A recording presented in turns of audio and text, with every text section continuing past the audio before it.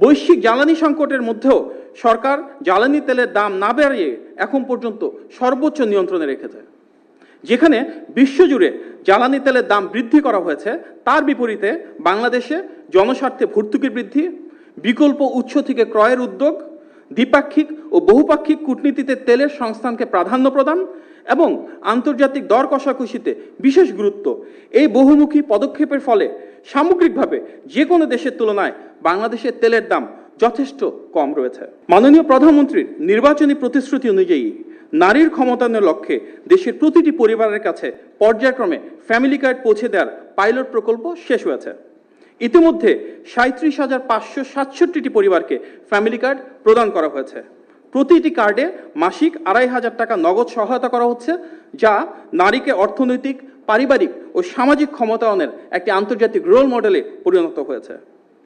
মাননীয় প্রধানমন্ত্রীর আরেকটি নির্বাচনী প্রতিশ্রুতি অনুযায়ী দেশের কৃষক কৃষানীদের জন্য 10টি সুবিধা ও নগদ অর্থায়ন সম্বলিত কৃষক কার্ড প্রচলন করা হয়েছে।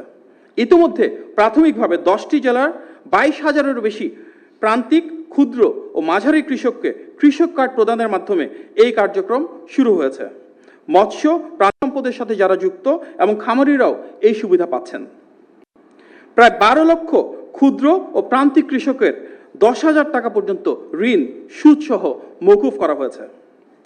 সাংবিধানিক বাধ্যবাধকতা ও দেশের আইনি কাঠামোর ধারাবাহিকতা রক্ষায় অত্যন্ত স্বল্প সময়ের মধ্যে ত্রয়োদশ জাতীয় সংসদের প্রথম অধিবেশনে 133টি অধ্যাদেশ নিষ্পত্তির মাধ্যমে সরকার সংসদীয় গণতন্ত্রে এক অনন্য নজির স্থাপন করেছে।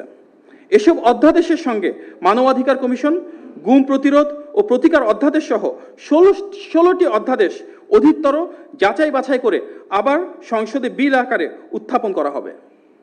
সবচেয়ে বেশি গুম, খুন, মানবাধিকার লঙ্ঘনের শিকার দল হিসেবে বিএনপি এগুলো বাস্তবায়নে অঙ্গীকারবদ্ধ।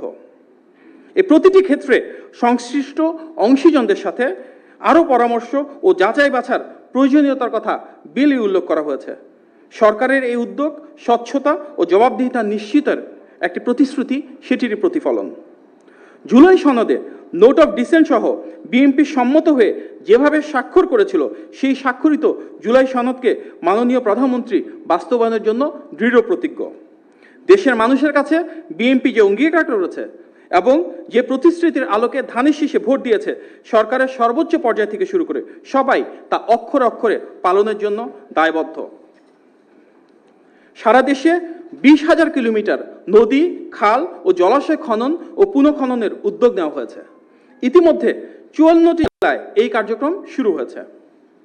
বৈশ্বিক জ্বালানি সংকটের মধ্যেও সরকার জ্বালানি তেলের দাম না বাড়িয়ে এখন পর্যন্ত সর্বোচ্চ নিয়ন্ত্রণে রেখেছে।